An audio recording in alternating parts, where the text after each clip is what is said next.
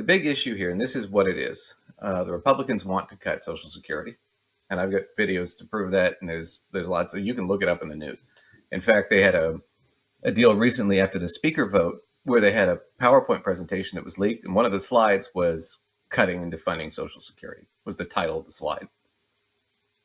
Right? So they want to get rid of Social Security. They've wanted to get rid of Social Security since it began, conservatives have, because it's socialist. And it is technically a socialist program, right? Because it's an insurance program. All insurance programs are socialist. But this is how Social Security works and how it's funded. So there's two parts to it. There's OASI, which is old age and survivors insurance, and there's DI, disability insurance. Sometimes you'll see it as OASI-DI is the whole trust fund, but those are the two trust funds, OASI and DI. OASI provides monthly benefits to retirees, like your grandma and grandpa get Social Security checks, spouses of retirees sometimes, children, and especially survivors of working people that died, that had paid into the system. Disability insurance is monthly benefit to people who are disabled, workers who can't work. And sometimes it's temporary and sometimes it's long-term, right? But that's what it essentially is. Those are the two trust funds, okay? So how are they funded? So payroll taxes, you get a check from your boss or whoever, right? It'll have a thing called FICA in there, right? FICA is payroll tax that goes to Social Security and Medicare, okay? And they take that out of your check. Now, they take out whatever it is, 6.25 now? So it's 12 point something percent overall, but half of that's paid by the employer and half of it comes out of our tax. Right. Our payroll taxes, and it's like 6 point, something or another is our share. Right. So when I pay my employee, right, whatever it is, 6.5 comes from them.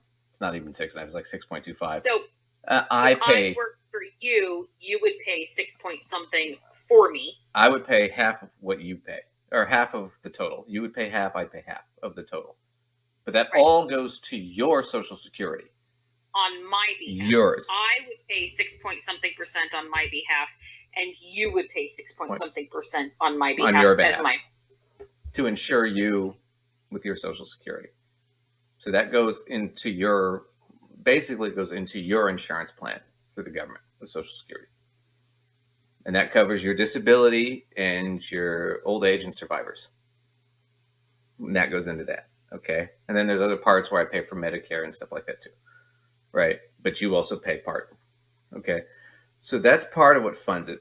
Then the money goes into the trust fund. If there's excess in the trust fund, which there is right now, it gets about 2.3% interest from certificates and bonds from the government. So the government basically takes the cash and puts in their certificates and bonds to cover it, and then that's a big part of it, and then that earns interest, right? And then the other is benefit taxation, right? So I know people aren't happy about this, but yeah, Social Security can be taxable if you make above a certain amount of money. And I'm not going to get into too much detail about it, but yeah, you have to pay some taxes on it if you make above a certain amount while you're collecting it. That tax money goes back in to replenish the fund, right? Because the fund is mostly to keep people off the street. It's not a retirement plan, it's an insurance program, so you don't end up dying in poverty on the street when you're old. That's what it's designed for. Okay. The interesting thing about the trust fund is I think it was, I don't know if it still is, but it was about $3 trillion in the trust fund. Mm-hmm. Here's why this is interesting. When Bush was president, he tried to privatize this, because if you privatize it, you know what happens? The government doesn't have to pay back the $3 trillion in the trust fund. And so now the national debt goes down by $3 trillion, which is a big chunk of money. You cut Social Security now, they're not necessarily going to get the $3 trillion back, but they're going to try and get it to last longer. But the idea is that we're not going to do anything to fund it going forward. And I'll get into that in a second here, because that's what they're really scared about. So 2021, the income of, this is just OASIDI, right, of the trust funds. The total income of the trust funds was 1.09 trillion. All right, that went in. Okay. And then I've got it broken down here. Payroll taxes that we paid, most of it was covered by payroll tax, income from the taxation of benefits, and then general fund reimbursements, and then interest was about was 70,000. It was 70 billion, but I kind of screwed that number up. So that was the income. Problem was that the expense was higher. It was 1.144 trillion, right? And this is what it paid out in benefits, administration expenses, and transfers to the railroad retirement, which is an older program. So this is what I want you to see for this graph. So the blue is the total income that it made, the money it had coming in to the trust funds, and the orange is what it's paid out. Now, for the longest time, it pretty much took in what it paid out. And then that changed in the 80s, and they started bumping it up under Reagan because they realized the baby boomers were going to be a problem, and they built up these trust funds. That's where that $3 trillion comes in, where this blue line is much higher than the orange line. And that goes on for quite a while, right? It goes on until 2019 from about, 83 to 4. In the last couple years, though, it's been that it's cost more, right, than it's brought in. Okay. And a lot of this is the boomers claiming their right Social Security, right? Right. So now the fear is, okay, well, if that continues on, right, what's the projection, the financial projection, the analytical projection is, well, it's funded this way till 2034. And then after that, only about 3/4 of it will be funded by tax money coming in from FICA. Okay, so we got to do something now to fund this program. The Republican solution to it is going to be to cut the program and cut benefits.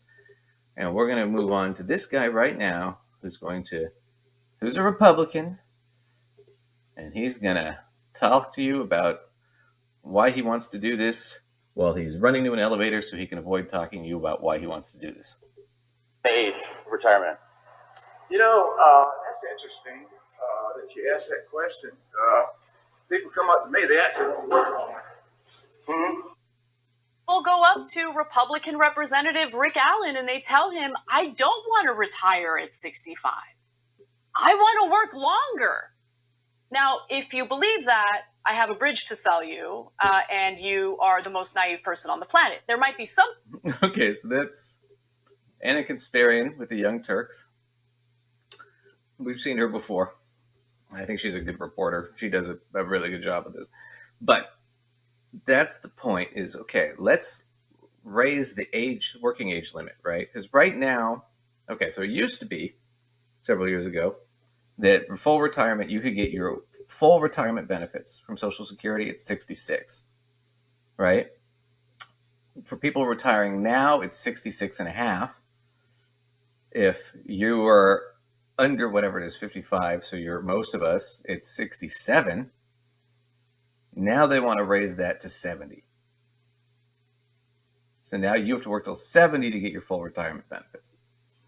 Even if it is accurate, which I question, but even if it's accurate to say that people are saying, I don't want to retire at XYZ age, that is not the same thing as saying, I want to be required to work until XYZ age. These are not the same thing. Right. You could make the choice on your own, but you probably don't want to be forced into a choice. Right. Furthermore, you got to also recognize this. Part of it's the pandemic and other stuff, but for the last 10 years, because healthcare is not that great in this country, life expectancy has gone down every year for the last decade for the most part. So it used to be life expectancy would be whatever, 86. Now it's like 79 in the United States. It's less than all of Europe. It's less than Japan, South Korea. We have worse health and we die younger on average. So if you cut it till 70, well, then we're only paying you for 8 or 9 years till you die. Hey, That'll save a ton of money. As opposed to, why don't we keep it where it's at and actually fund it? Now, she's going to go into that, but that's one of the Republican plans. Here's the thing that you need to know about Social Security that'll simplify this. Right now, if you make over $160,000 a year, right? $160,200. Every dollar you make over that, you don't have to pay Social Security. You don't have to pay FICA on any of that money. So if I make $1 million a year, every dollar over $160,200, I don't have to pay into it. Why is that cap there? Because rich people don't like paying taxes.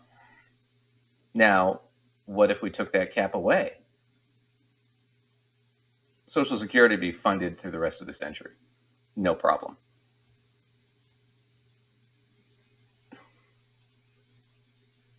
There's a simple solution right there. Okay? And the other thing you got to remember is Social Security today keeps 21 million Americans out of poverty. Without it, 21 million people go into poverty. Children starve. Widows and widowers can't live. People who are disabled can't live.